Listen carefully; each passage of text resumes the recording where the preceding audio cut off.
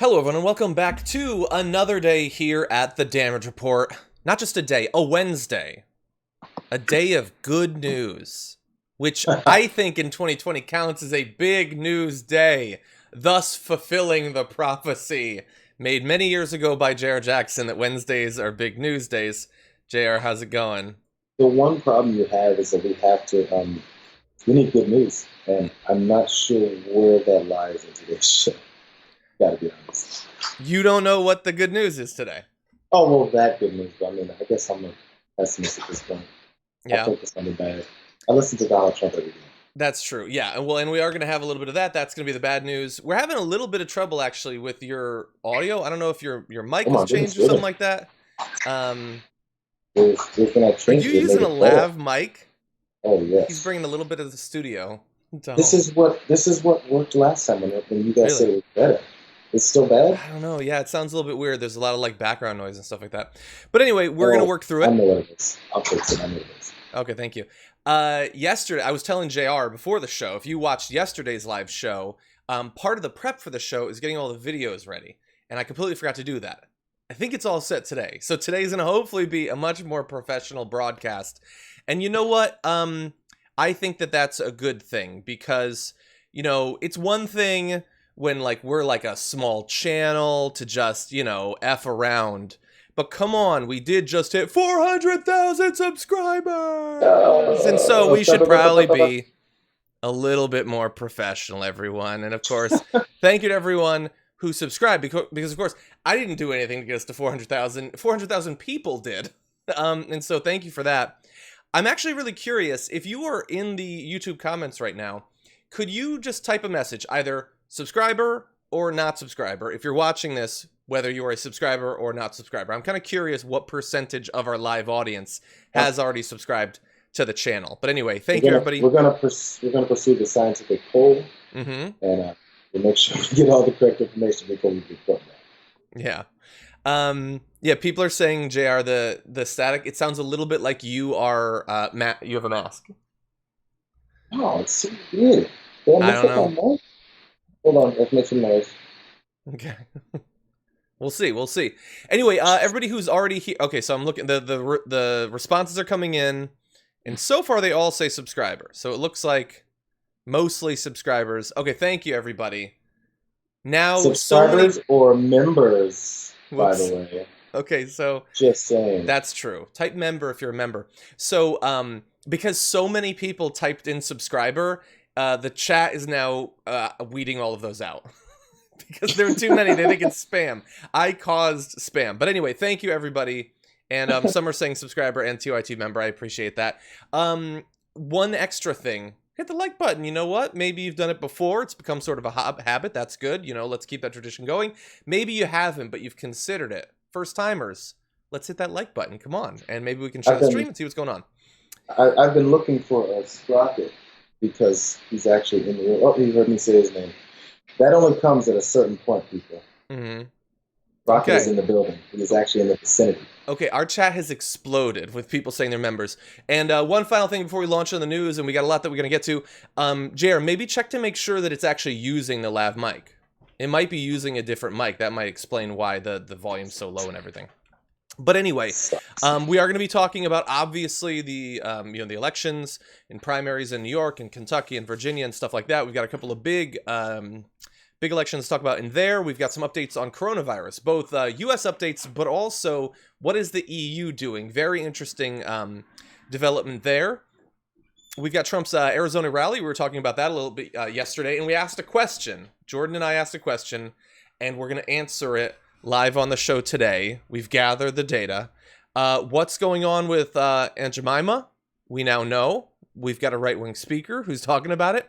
And Fox and Friends and Bears, what do they think? You know, what's with the beef between Fox and Friends and Bears? We're gonna delve into that as well. And of course, some of you are already sending in super chats. Feel free to continue doing that. We'll be responding to some as we go on. But before we get to all of that news that I was just talking about, we have a little bit of breaking news. So let's just briefly talk about this.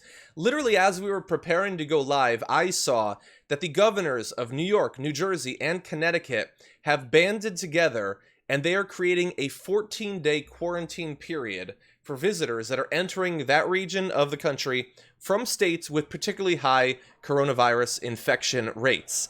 Now, if you're in America, you might be wondering, am I in one of those states that is going to be quarantined if I go to the Northeast? Well, as of right now, Alabama, Arkansas, Florida, North Carolina, South Carolina, Washington, Utah, and Texas all have high enough coronavirus infection rates that if you go to the Northeast from one of those states, you will have to quarantine for 14 days. So bear that in mind. And that is as a result of the past few weeks of an explosion of cases in those states that we've been talking about quite a bit. And so, JR, I mean, I have no imminent plans to go to the Northeast, but Connecticut is my home state. California isn't yet one of those with high enough infection rates, but our infection rates have been going up virtually every day for more than a week now, and so we might soon pass that threshold. So if you're planning on visiting New York, you might want to leave soon. Hurry up and get there as soon as possible. Yeah, it's going to happen that way. There's things with the opening up of things and how it's happened a certain way, and California is one of them, I think, that's beginning to fall victim to that same problem. You know, Southern Californians, especially where we live, we're seeing how it's happening where they're trying to get out. And there's tons of people here. So as it happens, it's natural that that's going to go that direction. It's going to go exponentially, I think, just because the sheer number of people and how crowding tends to happen. And I've seen many instances of people that just feel once I'm outside, it's like they went with Donald Trump's prediction back in April or maybe even March. He goes, when weather gets warmer in April, which it didn't, it'll be all okay. It'll be gone. It's all over. It's done. That's the way he said many things. So I feel like a lot of people subconsciously went with that. Like, we're outside. It's warm. Don't need a mask. It's it's unsettling when you see the number of people that aren't wearing masks. Yeah, 100%. And, you know, it's such an interesting thing because we're used to just looking at what are America's numbers. And that's important, certainly in comparison to other countries, but state by state, it does matter. And if you're in New York and New Jersey or whatever, and you just gone through even worse hell than the rest of us, and now things are starting to get under control, and then you look south and west and you see it exploding, do you want people coming from that region and possibly causing your numbers to spike again? You don't. Now, in terms of what this quarantine actually looks like in practice, if you violate it, there are fines ranging between $2,000 and $10,000. And Governor Cuomo made clear this isn't like a blockade. It's not like when you get to the border, there's going to be tanks staring you down. So like it's sort of an advisory thing that you could be found out hypothetically, but it's not like I've been told, at least in, I think, Australia, when you fly in from out of the country, like you're put up in a hotel for 2 weeks basically before you can interact with anyone. It's not like that, but is it impossible that something like that could happen if we start to, if Texas keeps going up for another 3 weeks and we're hitting 20,000 cases a day in one state, at that point, perhaps, I don't know. But anyway, and just a heads up. Yeah, and it's easier people flying in. So like, say you live in DC area or something, you drive up to the northeast, you can just drive in. Who's at the border? It's not like it's the border from Mexico where there's this huge line and a bunch of barriers and people checking every car. It's not like it's like that. So I think it's hopefully, I think from that point of view, probably a deterrent for people who know where they're coming from, think it's not very welcoming here, and you just feel a little bit uncomfortable. When you hear rules, even if they're not necessarily concrete and super enforceable, it gives people a couple moments to rethink their decision. Yeah. By the way, your audio sounds great. So that's totally fixed. And by the way, check out the members windbreaker on JR. Telling you, bro, the best part, I love the cuffs. They're awesome. It's just, I don't know, it's how I roll now. You need a throwback. When you're an old guy like me, this feels like jackets I had in 1987 when I was a kid, and I was mad that I had to wear them. I was like, I don't want the loud jacket. It's like it was kind of, maybe it used to be the style, I don't know, but it was one of those throwbacks where it was like, you're wearing stuff from 1979 and now it's 89. You shouldn't do that. Yeah. But now it's cool. I mean, that's how things work. You know, the hipsters bring stuff back. It is. And, I saw at least one comment from someone who says that they have it too. So apparently available to members. And so anyway, that's the breaking news. We just want to let you know about it.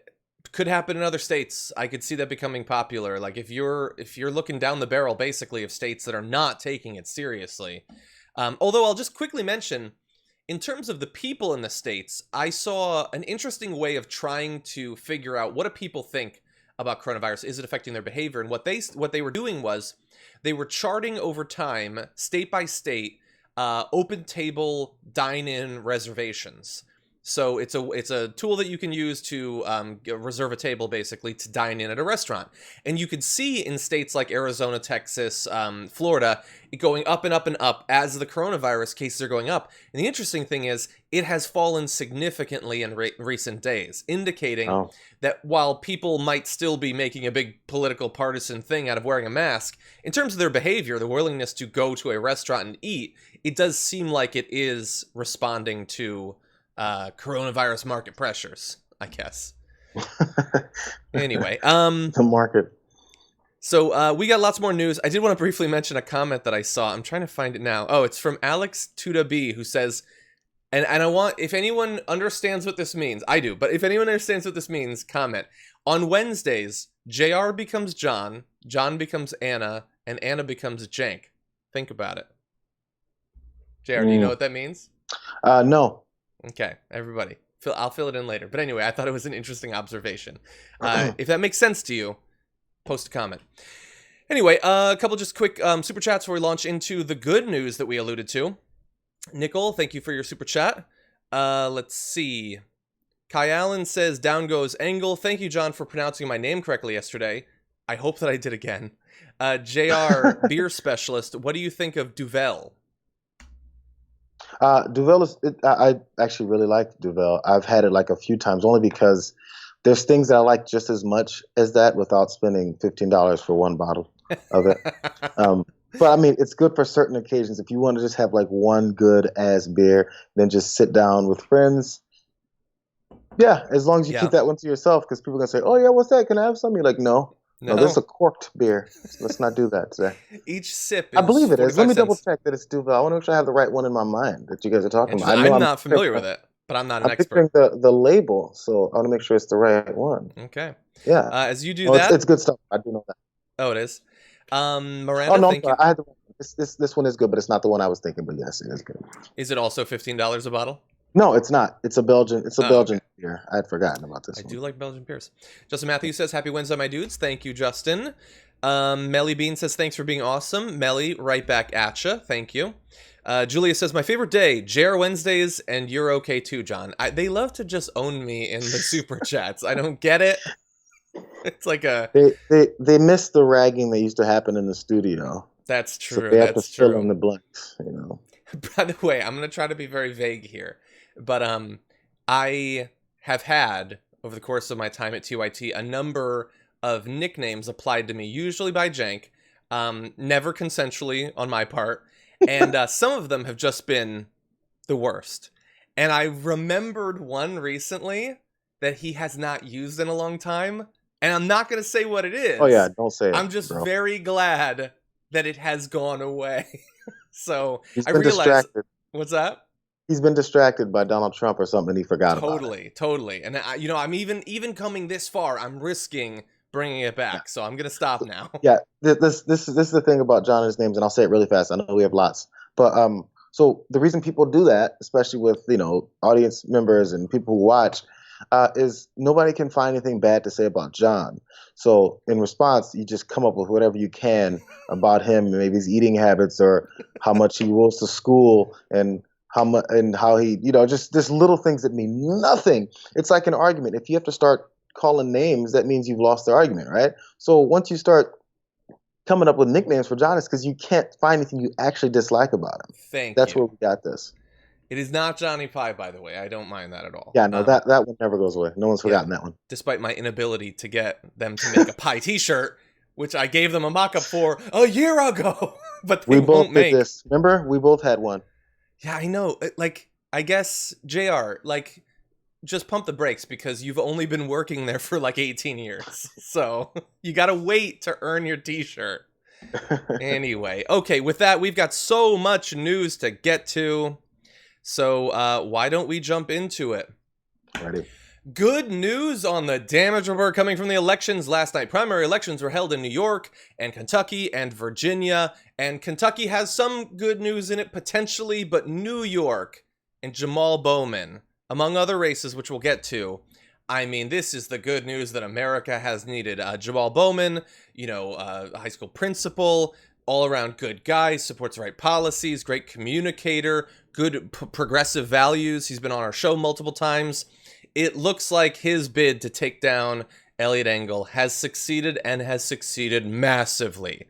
Now understand, we don't have the final numbers, and technically the race is not over, so I'm saying all this knowing that hypothetically something with absentee ballots could throw the entire thing into chaos. But as of right now, despite the last-ditch effort from people like Hillary Clinton and Schumer and Cuomo and a million of other establishment Democrats who came in at the last second, as well as Republican money to try to save Eliot Engel, Jamaal Bowman is up by like 24 or more points, which is just a massive lead. Like, it was like a hope Bowman could take down Engel, but he might have crushed Engel.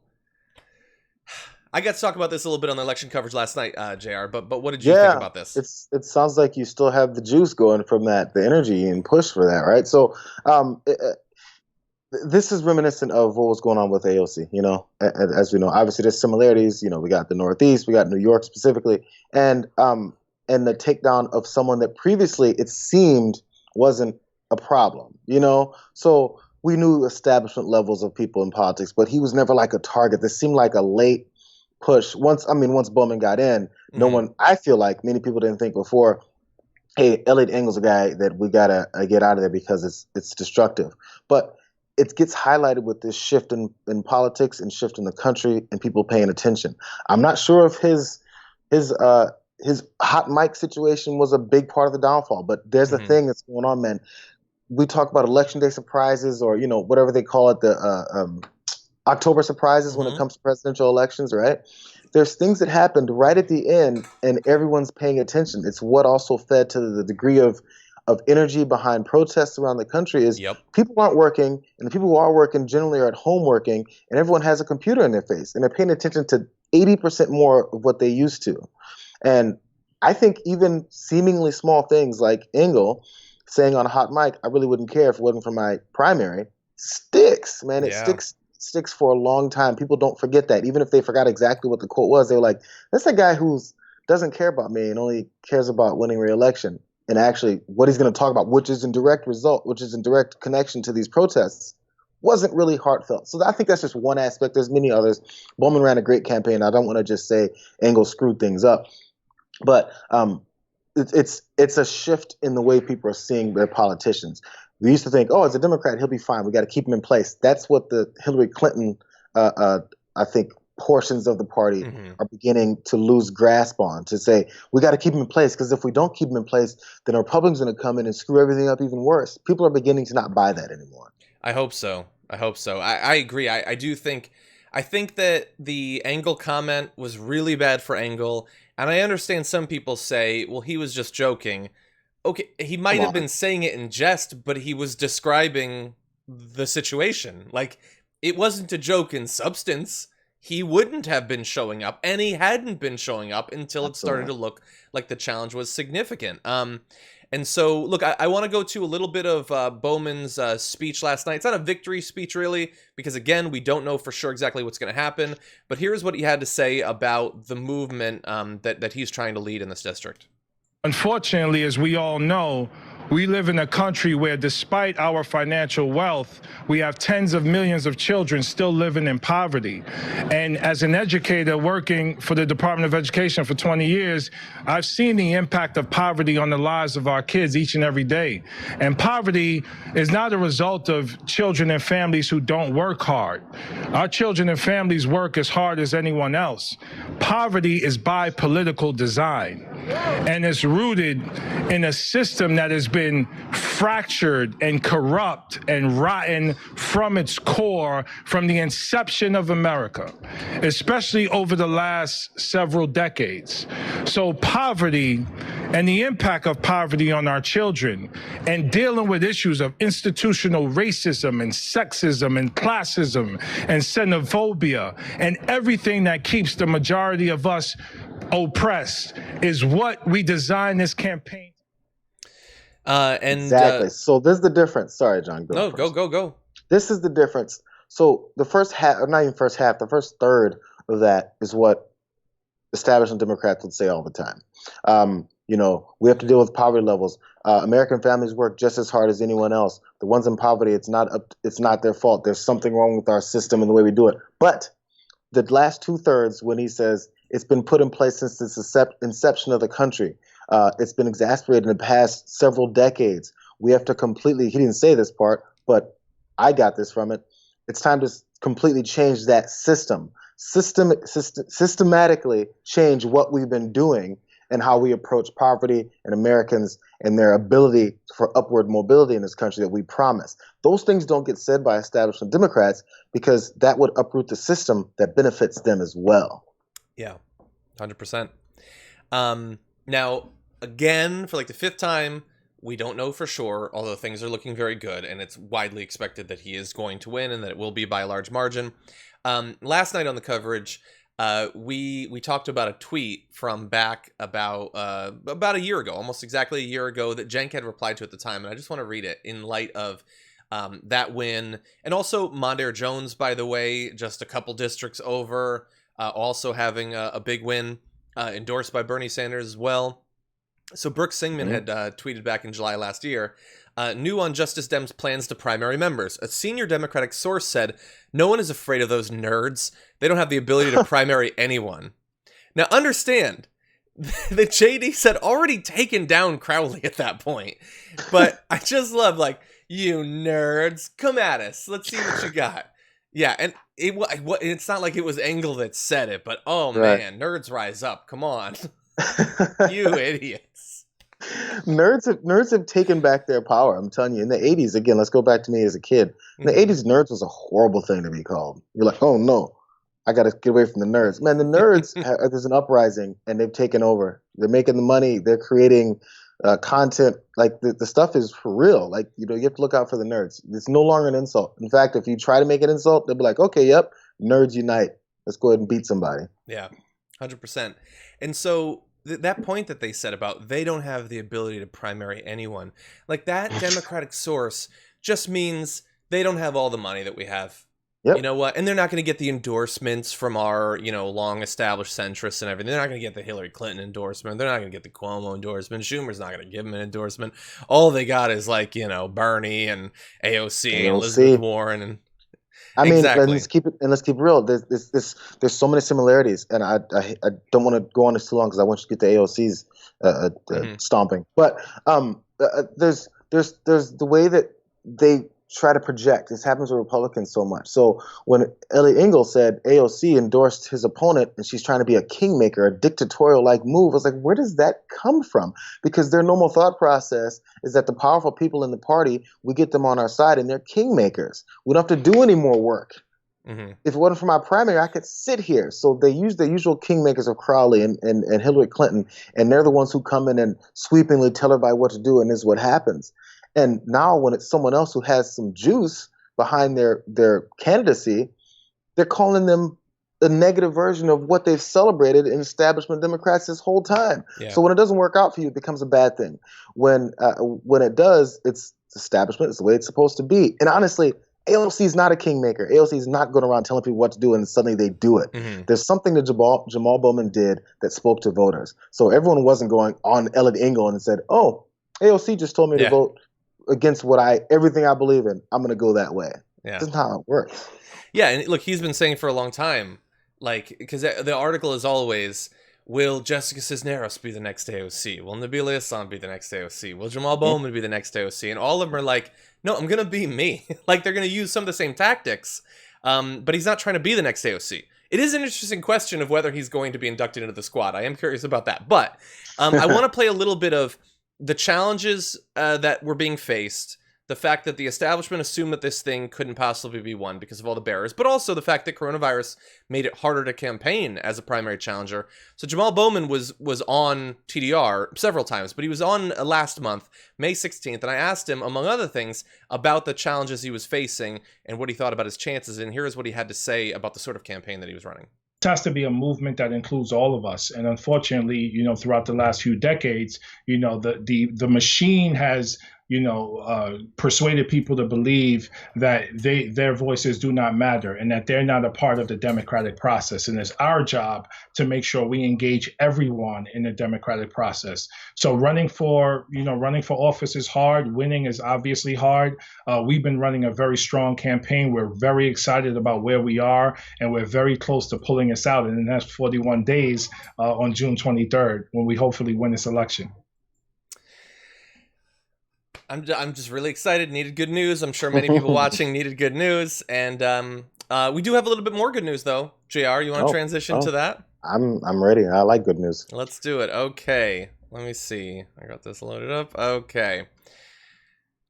Representative Alexandria Ocasio-Cortez came to power through a primary challenge that she worked hard at and she won. And so I guess it was only fair that in her first re-election bid, she faced primary challengers, including Michelle Caruso-Cabrera, former CNBC host, former Republican. And before we talk about what happened last night, I just want to briefly go back to the first reference to this challenge on TDR. This is quite a while ago. This is quite a while ago. Here is how I and Anna Kasparian met the news that MCC was going up against AOC. Representative AOC is going to be facing a primary challenger. Yes, someone has decided to jump into the volcano as the human sacrifice on the part of Wall Street to go up against AOC and get what I'm going to predict absolutely shredded. So, was MCC shredded? Well, only if you consider like a 50-point gap. Shredded.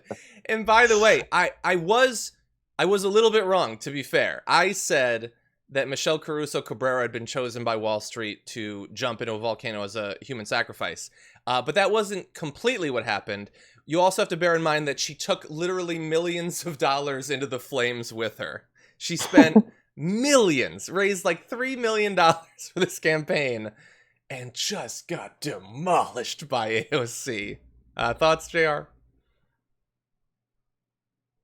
It's not a good look, but they have to try. I mean, there's people that come in. I think there was a challenger. This is the Republican side challenger to Ilhan Omar, I believe, and she was a complete mess.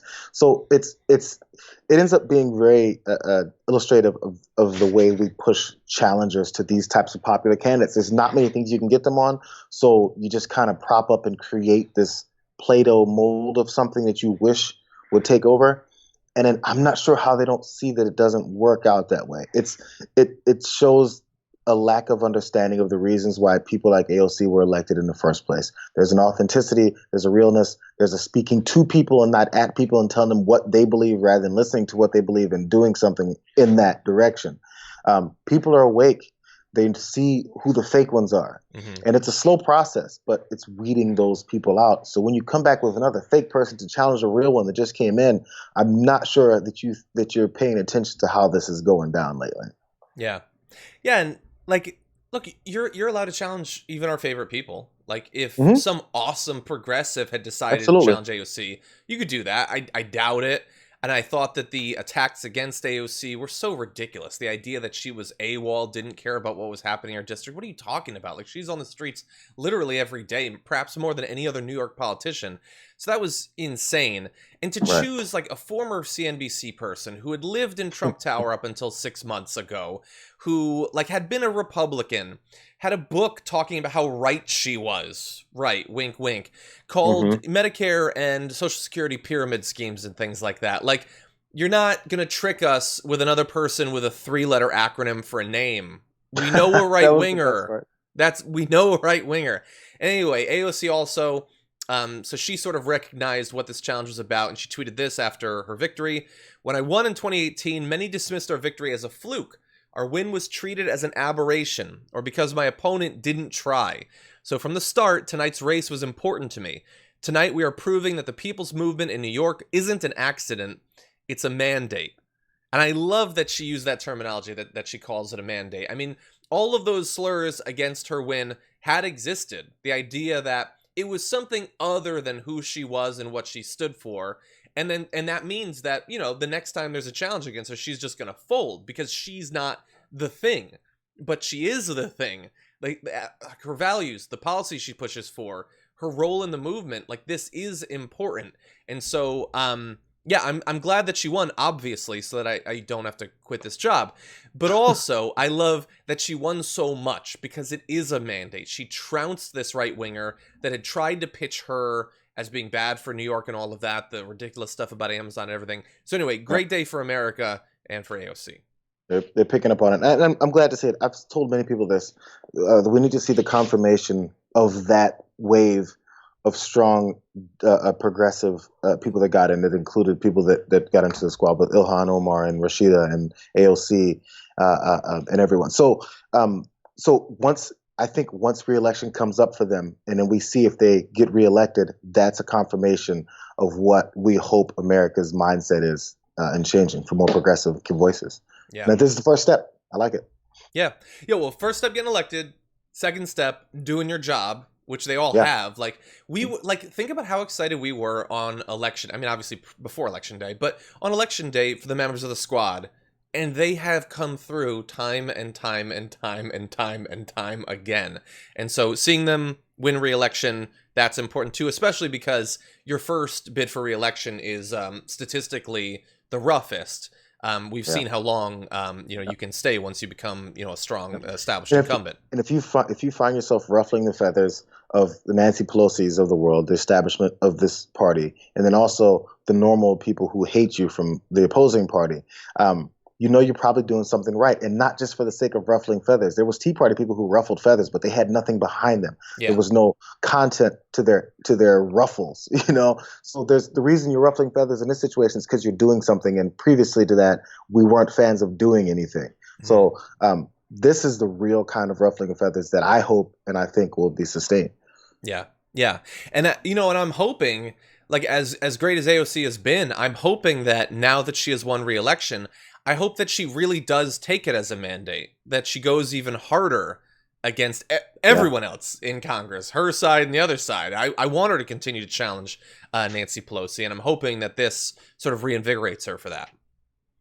Yeah. Now, before we move on, we've got news on coronavirus. Let's talk about a little bit of super chats. I got a message from a producer saying a wild Sprocket has appeared. Was Sprocket in the frame and I didn't see it? Yeah, he's been here most of the time. He's lying on the couch and he is. He's right. So adorable. There. So cute. Sprocket, I love you. By the way, everybody, TDR has a Giphy page. If you search for TDR, the damage report, and Sprocket is prominently placed in that. Also, Jayar, so people have pointed out how they love your throne-like chair. I think there might have been a super chat to that effect. But what I love about your chair is it looks like you are sitting on the cushiest chair that has ever been invented, but the chair is also on a couch, like to make it even more comfortable. It's like multiple layers of comfort. Hey, you know what? When you're gonna... Why halfway do something? There's no reason to be comfortable 50% of the way. Let's be 150% comfortable, even though that's not possible. Someday we're going to get a mattress under that couch. Kendara Bell said, Jayar in that big throne-like chair, the king. I mean, we used to talk. Remember the side chair I would sit in as I crept my way onto the panel and on air. Yeah. Slowly. So that started from control room to the side chair to eventually on the main chair, right? So there was a time at one point right before we stopped doing the side chair, I was like, I'm gonna literally buy the biggest tall back chair and sit there so that when they go to the shot of me off to the side, it's gonna be a pretty badass shot. Exactly. Okay, let's read a few of these super chats. Shay says, you definitely need to get Cody Johnston on. Thank you for the suggestion, Shay. Appreciate that. Caroline Roberts says, love JR Wednesday. Thank you. Ryan says, I'm a massage therapist for a chain spot in Colorado, and our health precautions are a joke. Tea tree oil as disinfectant to name one. It's unreal. I can't say for sure that doesn't kill COVID, but I could guess that it doesn't kill COVID. Caroline Roberts said, I sent $127 yesterday and Jank didn't give me a shout out like Romper Room and the Magic Mirror all over again. Well, I can't control Jank, but I can say, Caroline Roberts, consider this a shout out. Thank you so much. Both for that and also for your super chat. Really do appreciate it, Caroline. Thank you. Let's see. Tokora says, so JR, when are you dropping that mixtape? I think it's a reference to the headphones. Must be. No, these headphones people have asked since I wore them the first time on Common Room Mondays every time, by the way. Mm-hmm. John and I and Brett, and this time Ricky, and before it was Anna. We have fun. Anyway, Common Room, Twitch. Anyway, I wore those then, and I got a few people asking where I got them. They're Best Buy headphones. They're monsters. And there's some Crusher wireless. So everyone who wants to tweet and ask that. But this color just stood out. And I've got turntables over here on the other side that you can't see that I've yet to learn how to spin on. But we're gonna put the whole package together soon. Yeah, nice. Let's see. Miranda says, I love the debate between MCC and AOC, where an AOC says, where did you come from? No one knows you here. You lived in a $15,000 Trump Tower penthouse till 5 minutes ago. I remember that debate. We did a video about it. Yeah, that was great. She'd been so on message, and you know what, I'm going to take part, but I'm not going to dignify this. And then finally it was like the true AOC came through, and she's like, nobody knows who you are. You don't live here. You're this weird, wealthy outsider. And she was 100% right.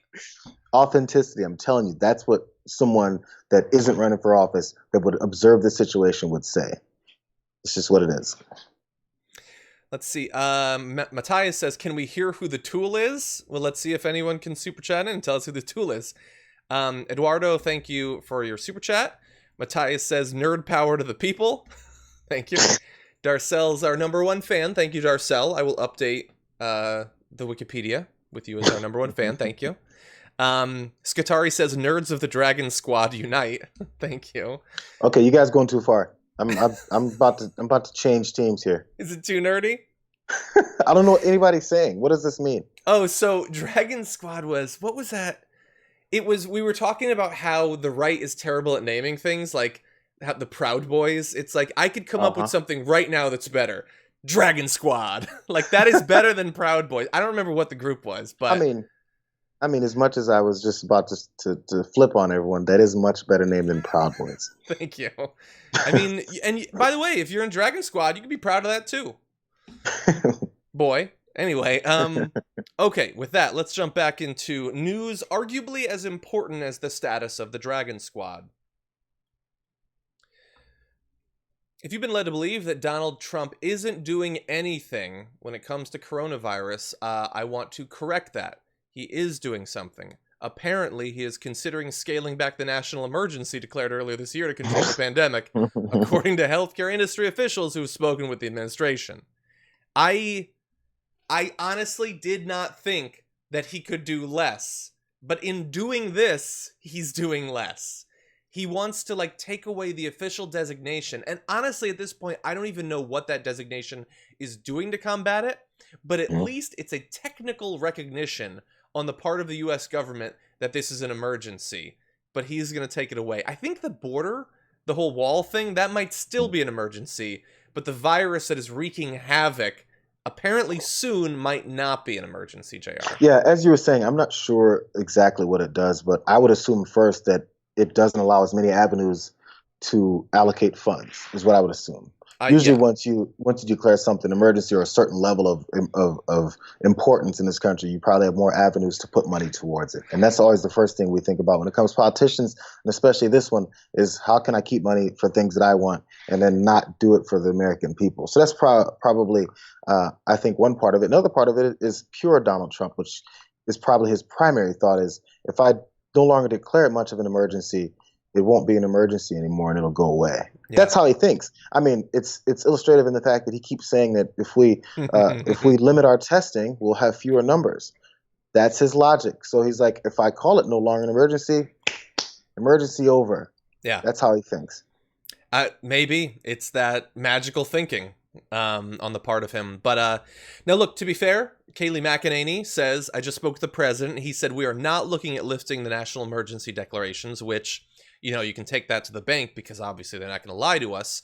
But in response to that, one industry official who asked not to be identified to avoid jeopardizing relationship with the administration said it was very much under discussion. Mm-hmm. And I think everyone watching this understands that, anything you can imagine when it comes to coronavirus, anything to jeopardize our ability to fight back against it is under discussion. And it's happening at a time where California passed 5,000 or 6,000 cases on the last recorded day. Florida, I just saw a super chat from Bradley Sauter, said 5,500 cases in Florida today. Happy to be in the next epicenter. Maybe we should just stop testing. Oh, and Matt Gaetz is a tool. Yeah, I mean, we're seeing record numbers. Texas jumped up again, too. And this is what they're considering doing. Pretending that it doesn't exist. Yeah, it checks out. It's just the way it works. As long as you say it's not a problem, then it's no longer a problem, or at least it'll stop making us look bad, or it'll convince enough people to then go back to a certain degree of work. That could be the third option. It's like It's no longer an emergency.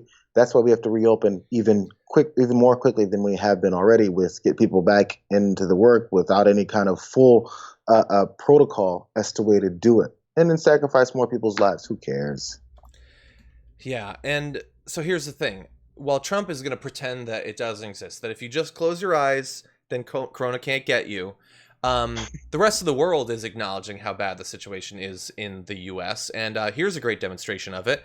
The European Union is preparing to allow travelers from dozens of countries into the 27-member nation bloc starting on July 1st. So that's good news. They think they've got a little bit of a handle on it. They're going to start letting international travelers in. 2 draft lists of countries from where tourists and business travelers will be able to travel to the EU this summer include countries with both lower infection rates and slightly higher rates than the bloc members' countries. So they're figuring out which countries it's acceptable to have travelers come from based on their success in combating coronavirus.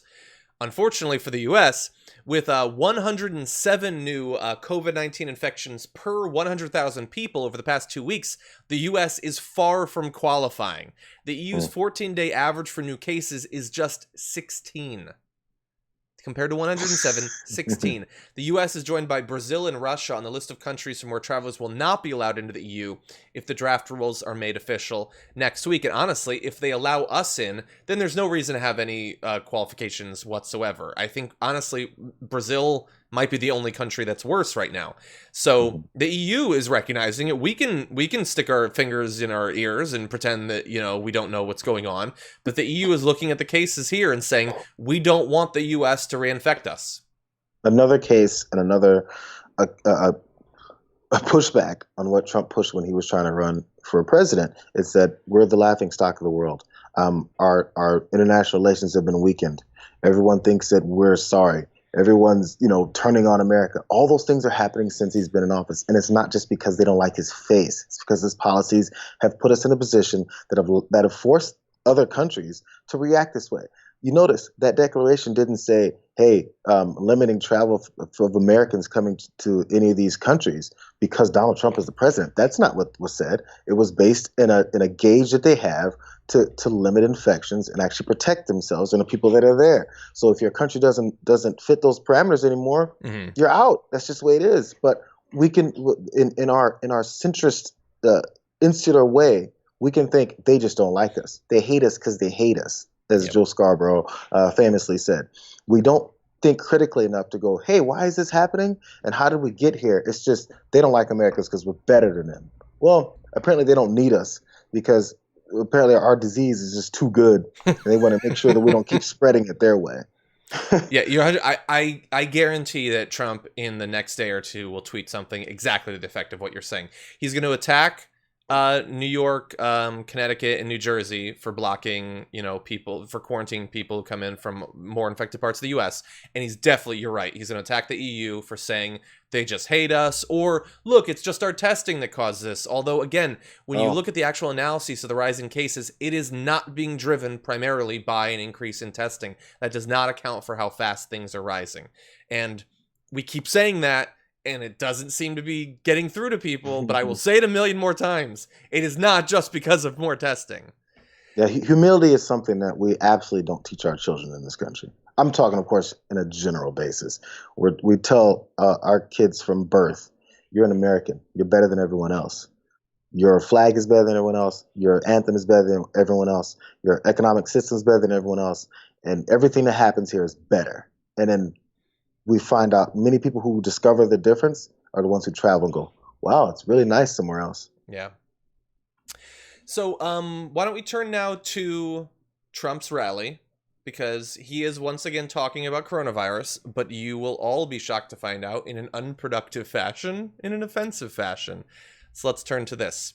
Donald Trump is back at the rally again, this time in Phoenix at a mega church. We talked about this yesterday, and we'll be giving an update from that. But he was talking about coronavirus, and I want to show you this video where he will once again just make an explicitly racist joke. And that's really the heart of this video, but I want you to just pay attention to the entirety of what we're about to show you. And I want you to understand that this is the President of the United States who is barely coherent, mumbling through a racist screed. Different names. Wuhan. Wuhan was catching on. Coronavirus, right? Kung flu, yeah. Kung flu. COVID-19, COVID. I say, what's the 19? COVID-19. Some people can't explain what the 19. Give me the COVID-19. I said, that's an odd name. I could give you many, many names. If you watch the context of it, it's even worse with him talking about the wall. I tweeted, his brain is moldy tapioca pudding. It's just flailing around. He is the avatar of the right. He is their god, and he can't talk. All he's there to do is to say racist things. That's the only expectation that they had, JR, for him right there. So you have a list of things you're just going to say, which I assume wasn't prepared because he says them regularly enough. He doesn't have to write them on his hand like Sarah Palin. So and then floats it and see what sticks. He got to Kung Flu, and then suddenly everyone went crazy. Then he got to COVID-19. It wasn't as much. So then he has to riff further on 19. What is the 19? He thinks once he starts doing this, yee, hick, then suddenly everyone's going to now push. I guess it worked. I mean, if you keep pushing on a stupid point that everyone else was like, COVID-19, not as funny. Or should we cheer or boo COVID-19? Wait, it's killing people.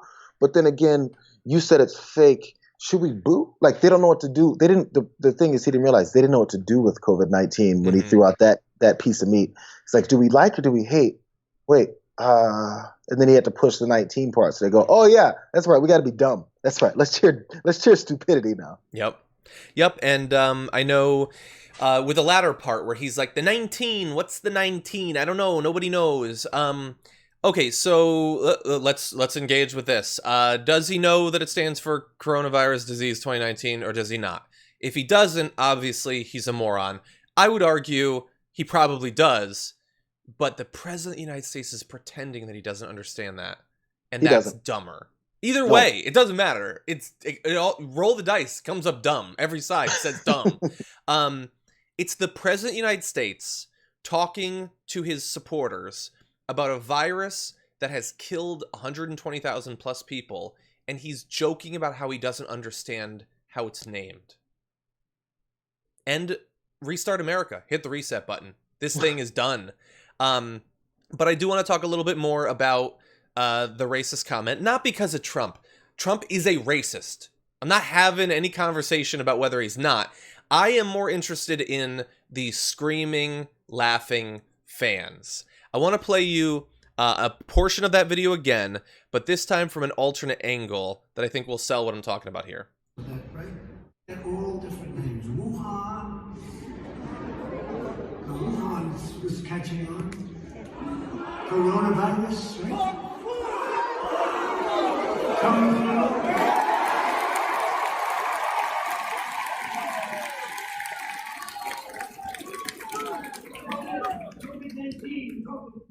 Okay, so the reason we played that and the reaction is those are all young, like, talking points, college Republicans that went there to goad an old racist into telling racist jokes.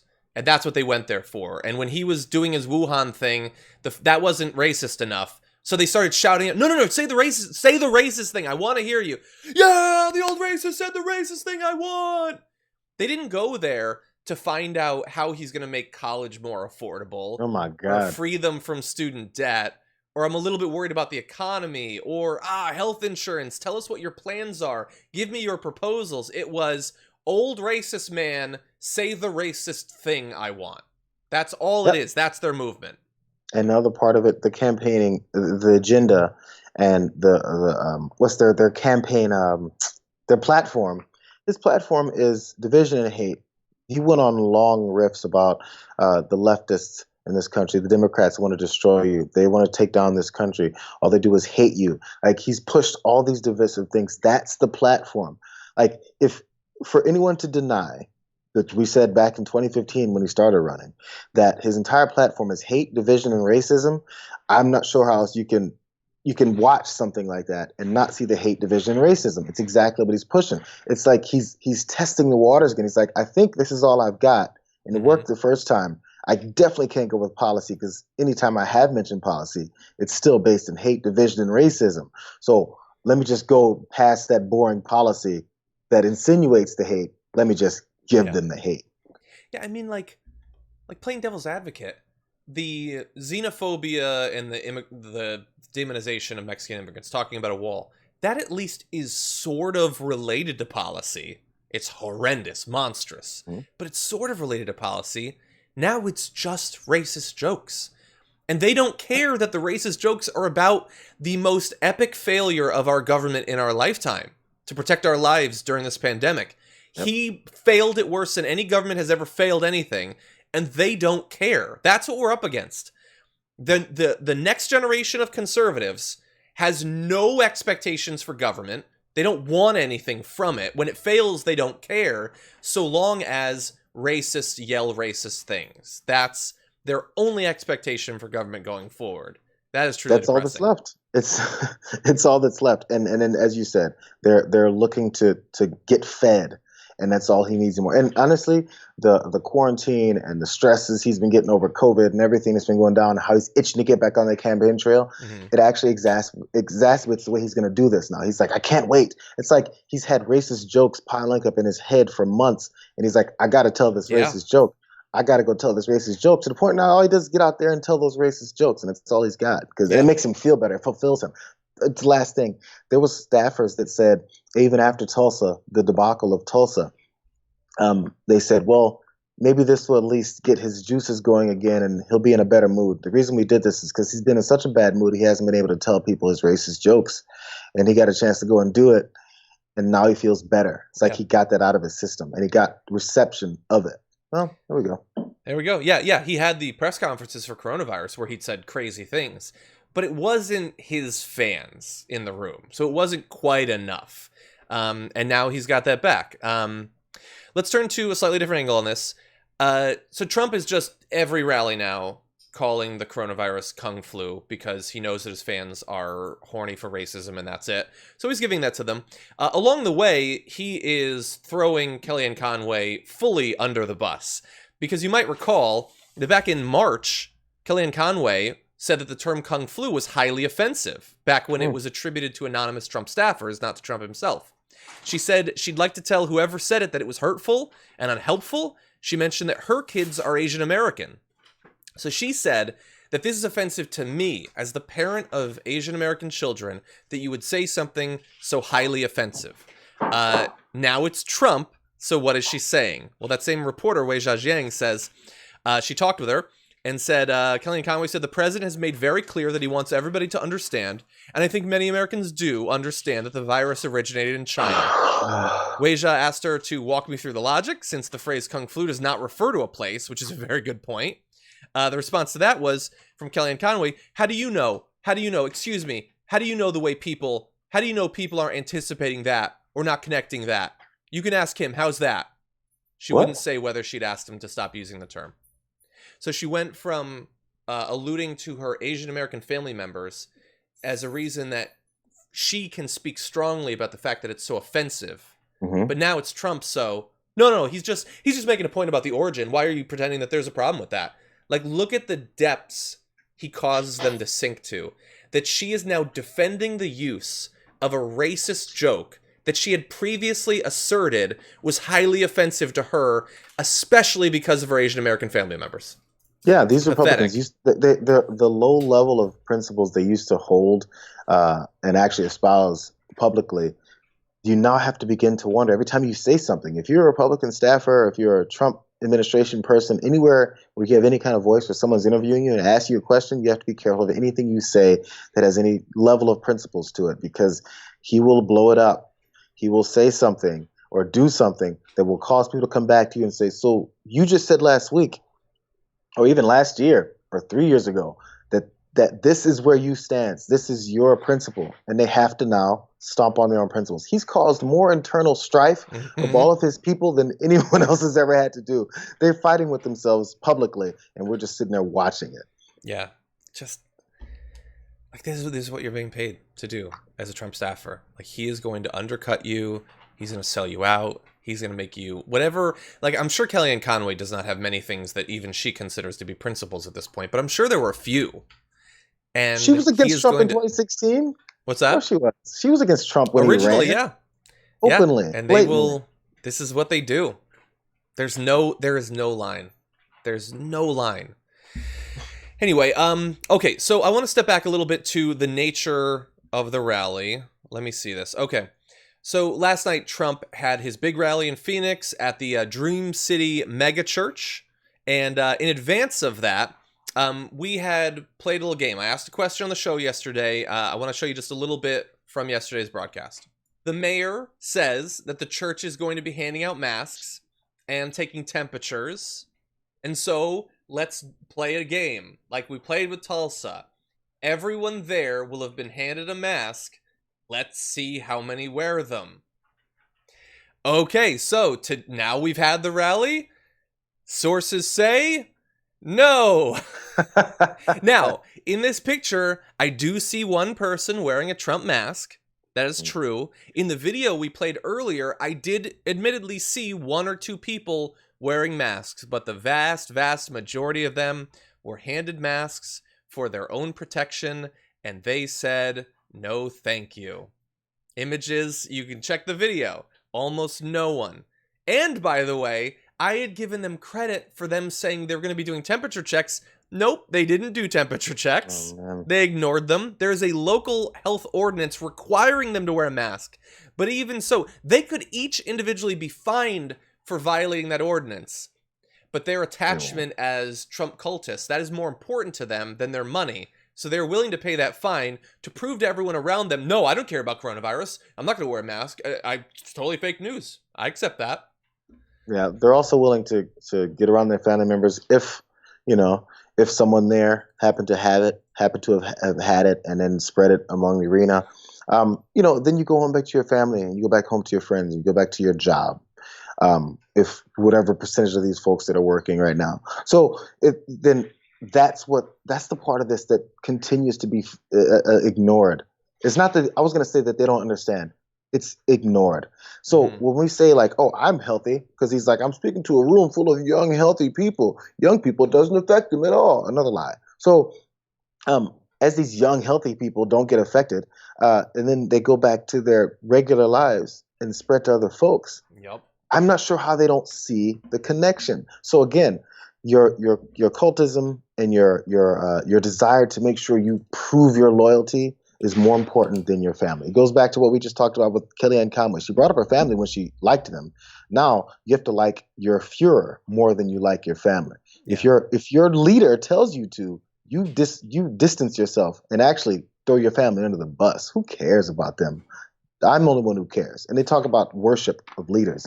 This is that in action. Yeah, if you find yourself risking death individually and for those around you to prove your loyalty to the dear leader, you might be in a death cult. So just bear that in mind. And also understand that all of those people who declined to wear masks, they're doing that despite that Trump is protected from the virus by having everyone he interacts with be tested on a daily basis, was standing at a safe distance from the crowd, alone on stage. Even the other podium was 10 feet away, and he is tested constantly. So he is protected as much as any individual could be, while forcing all of them to expose themselves to the virus. And I guess that's the ultimate death cult there, is where the leader doesn't even, he's not going to risk it, but all of you start chugging that Kool-Aid. It's the way he's always operated, and he said that openly. That's not a conspiracy. So in case people want to say, oh yeah, sure, he gets tested every day. Oh yeah, sure, he makes sure that no one's near him. All that he has said openly. And Mike Pence said openly, when they started having some cases pop up in the White House, you know what they said? They said, we get tested every damn day. Everyone around us get tested every day. And if someone has an issue, they get the hell away from us. They said it openly. So this is not made up. They've told us this is how they operate. And their energy behind that was, everyone, don't worry. We're going to be okay. Yeah. So, look, we could show more of what Trump said at that, but I don't want to grate away the brain of our viewers anymore. With Trump, I will, however, destroy the remaining shreds of your sanity by showing you a little bit of one of the speakers. So, let's see where we've got this. Okay. Trump's megachurch rally in Phoenix had a lot of young conservatives, and one young conservative spoke up and talked about the cancel culture that she sees and how much she hates it by invoking Aunt Jemima. Take a look. Aunt Jemima was canceled. and if you didn't know, Nancy Green, the original first Aunt Jemima, she was a picture of the American dream. She was a freed slave who went on to be the face of the pancake syrup that we love and have in our pantries today.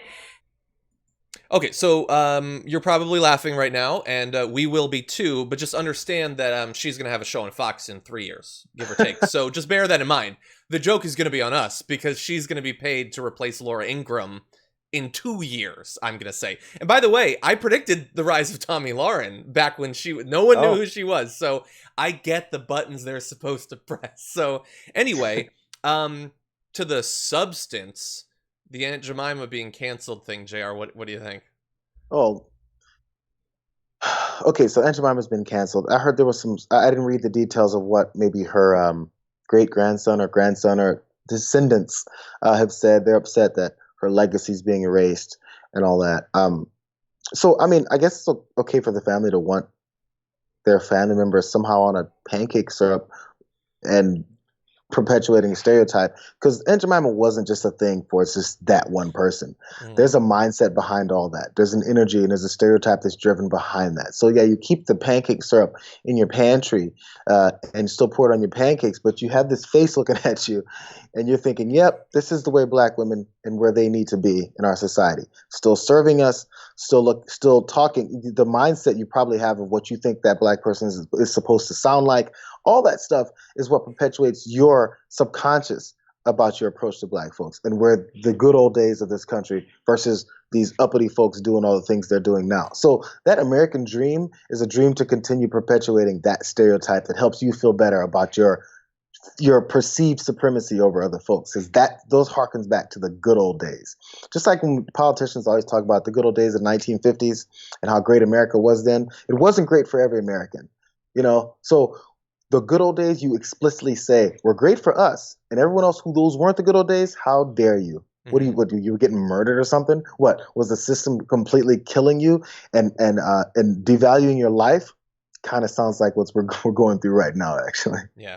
Yeah, I love how accidentally accurate what she said is, that the American dream is a former slave having her image co-opted and being barely compensated to be put on a product to benefit American capitalism. Yeah, that kind of is actually the American dream. It's not a good one, but it is accurate.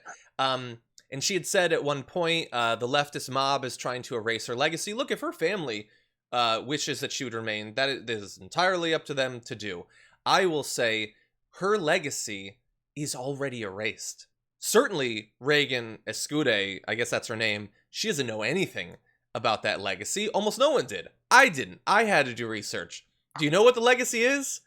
Her image was taken, and she was barely paid anything. And so despite the fact that her face appeared on countless millions of things that are still in our pantry, she couldn't live on those royalties, had to work as a housekeeper until she eventually died and lived in an unmarked and was buried in an unmarked grave until just a few years ago, after decades and decades. That was the legacy. She was used and abused by capitalism and barely compensated. That's the legacy that nobody knew about. They thought, oh yeah, she's happy. And there's myths going around that she was a millionaire and all that. So her legacy has been purposefully manipulated. The idea that she had been a happy slave and things like that. That's the legacy that Reagan is defending there. Yeah, there's a mindset that some folks have that, slaves enjoyed their lives. And hey, remember they were singing and Oh yeah, they were smiling. This must have been a great life for them. It was better for them then. Those things have been said. So the hearkening back to that feel is good for many of those folks. And that template of using a black or brown person's experience in their creation or who they are to your benefit as a company and a corporation is age old in this country. When it comes to music, when it comes to creation, artistry, any of that stuff that happens in this country, we've stolen rock and roll. Come on, let's keep it real. So anyway, we've stolen the creation and the origins of black creation and taken it and profited like severely from it. That's the story of this right now. As you pointed out, you get dimes and you get an unmarked grave. We become a billion-dollar corporation. Yeah, just the way it 100%. works. Well, one other comment I want to read of hers, and this is how I know that she's going to end up having a Fox show. It's because she says inane, moronic things like this. She said, quote, "How privileged we are that our biggest concern is a bottle of pancake syrup." To which I respond, "You're the one giving a speech about it. I wasn't giving a speech. You were giving us. That's how little importance it has for you." But anyway, and that's not what the protests are about. The company decided to make a change, and not just them. Absolutely. Also, Ms. Butterworth, Uncle Ben, Cream of Wheat, all of them with the same sorts of sort of mascot images are changing it.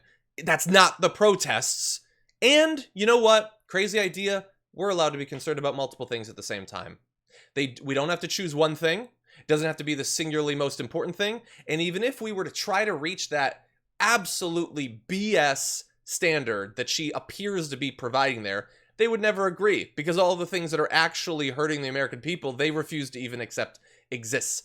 They don't believe in racism in the first place. Absolutely. How are we going to convince them that doing something about it is the most important thing facing America? Oh It's man, absolutely yes.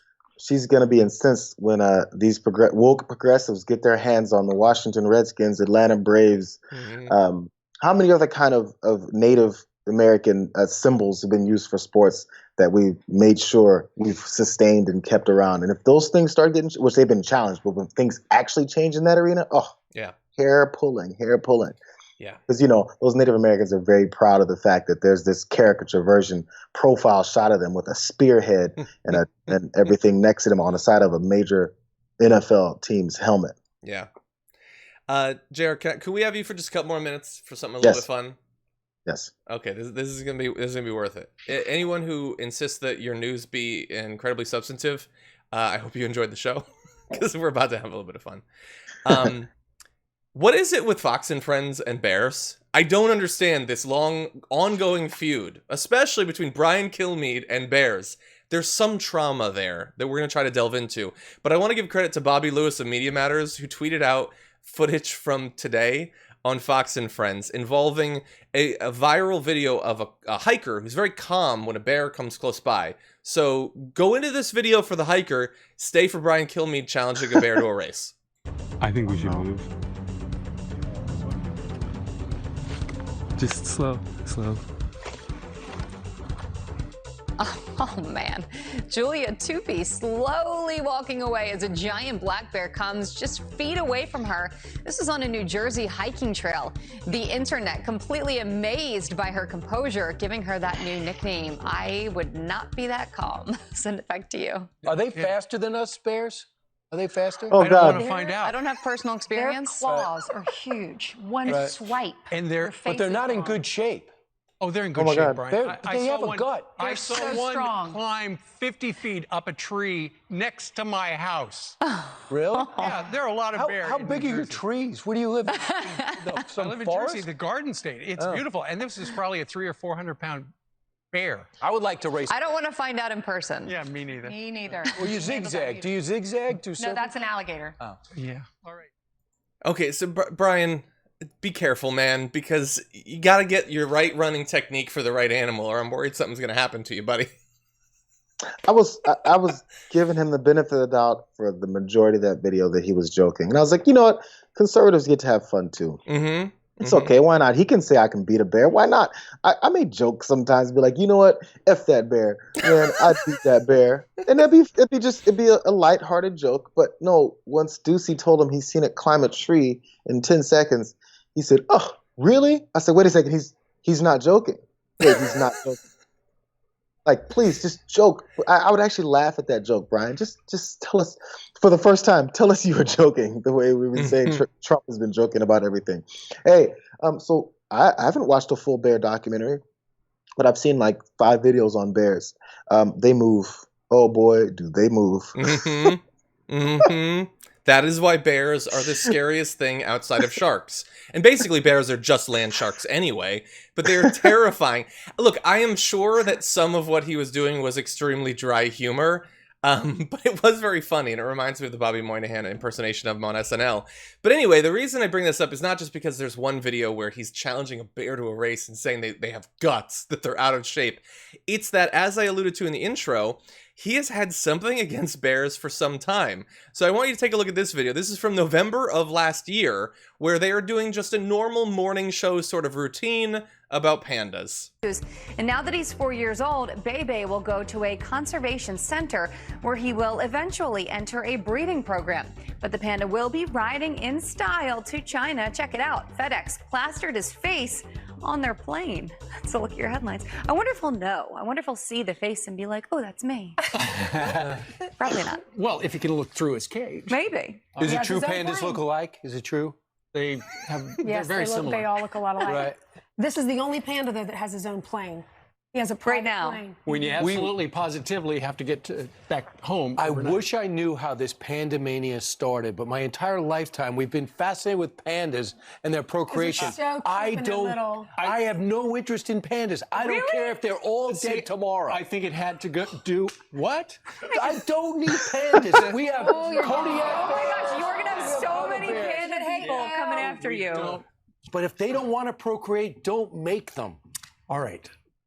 Glad we had that conversation.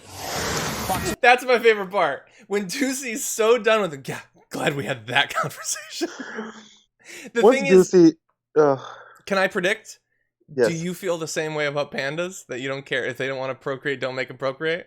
Not at all. I don't feel that way at all. I'm surprised. I'm surprised. But I mean, I have a general aversion to bears. Like, you know, my wife, we went to cabins and stuff, and we'll stay up in the mountains.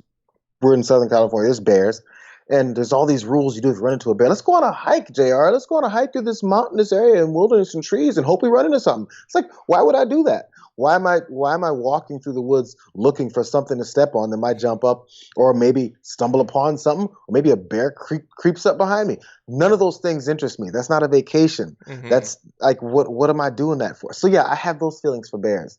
Like, I don't want to run into one. It's about the extent of it. I don't think they shouldn't exist. Yeah, like I love nature. I love animals.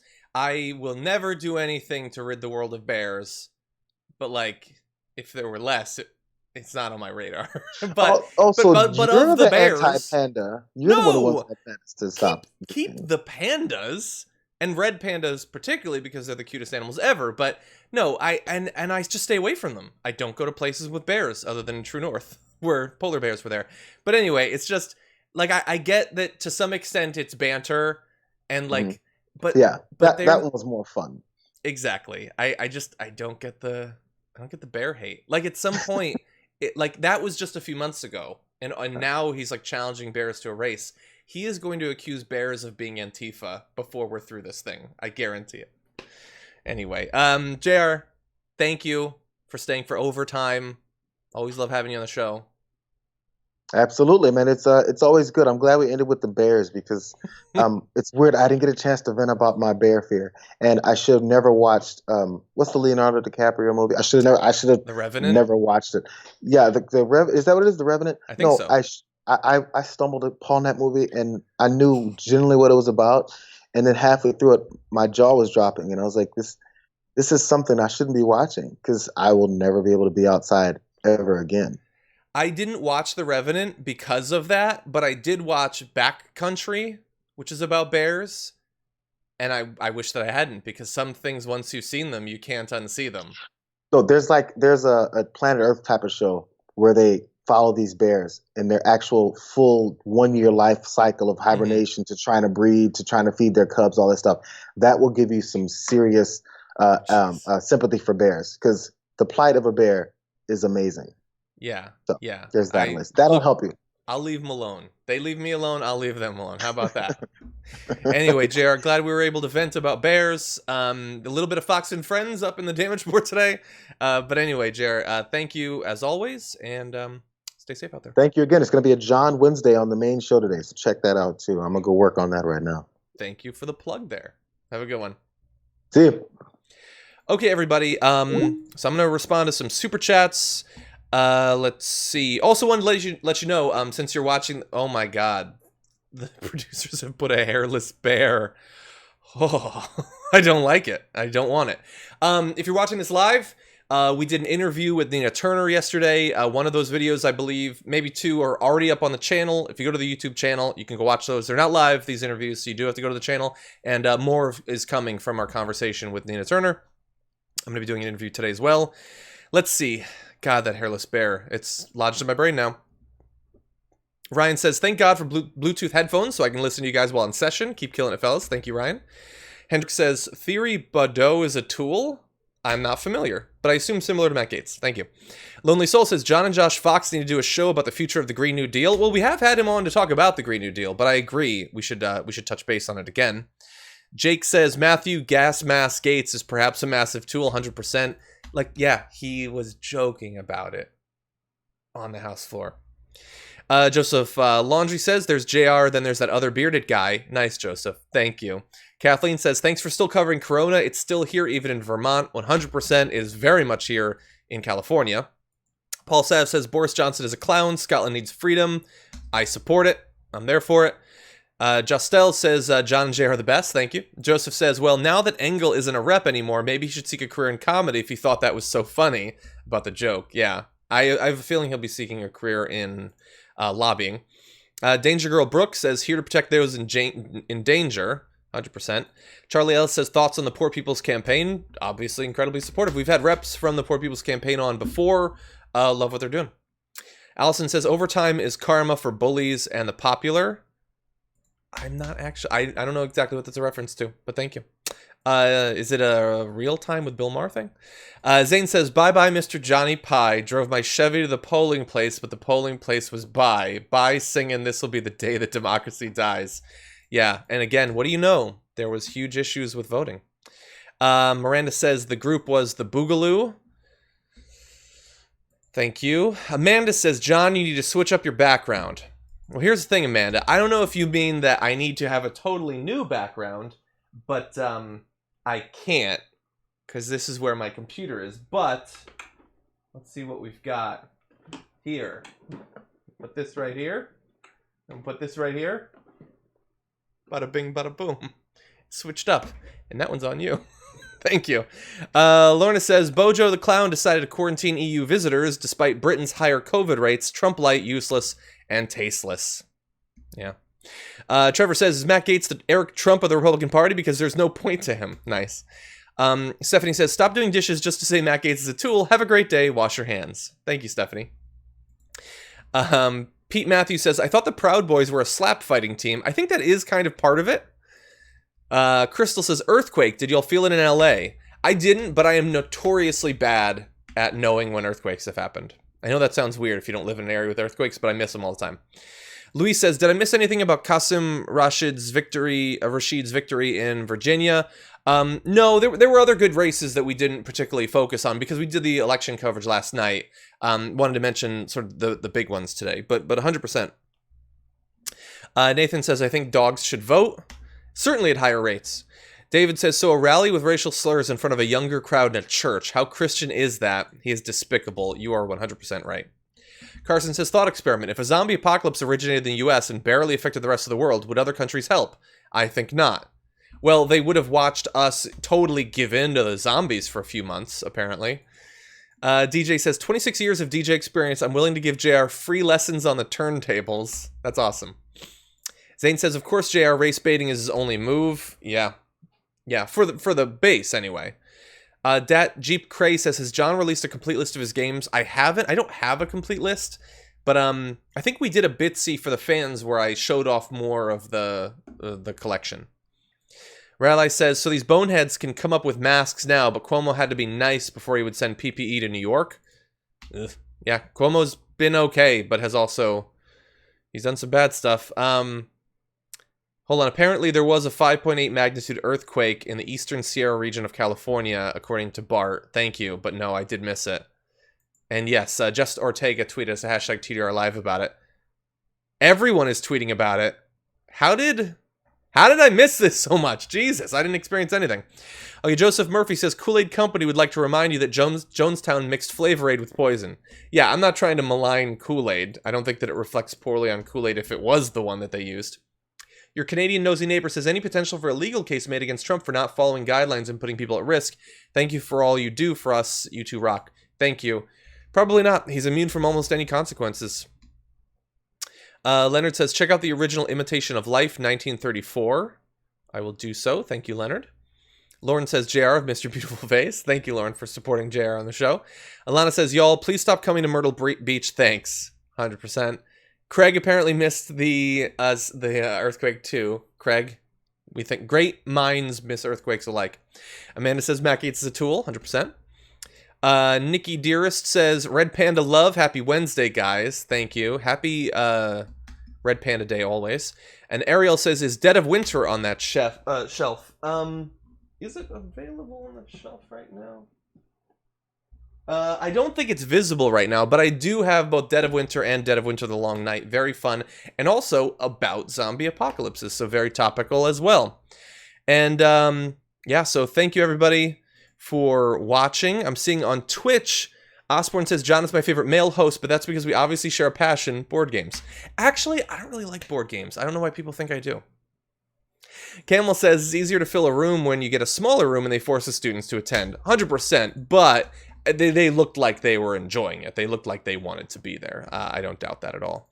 But anyway, thank you so much for joining us today. Thank you for getting us, by the way, to 400,000 subscribers. Great milestone. I don't know what subscribers mean on YouTube anymore, but I like seeing numbers go up. I would like someday to see the Damage Report surpass Think Tank in terms of subscribers. Having a channel that hasn't been active in a couple of years that's still eclipsing us, it's a little dagger in my side a little bit, but we're going to see if we can get there. And thank you everybody for taking part, supporting the network and everything. Really appreciate it. Tomorrow, Adrian Lawrence is going to be joining us on the show, and Brett is going to be closing out things on Friday, so definitely stay tuned. And as JR said, I will be on the main show today, so I will see you then. Until then, stay safe.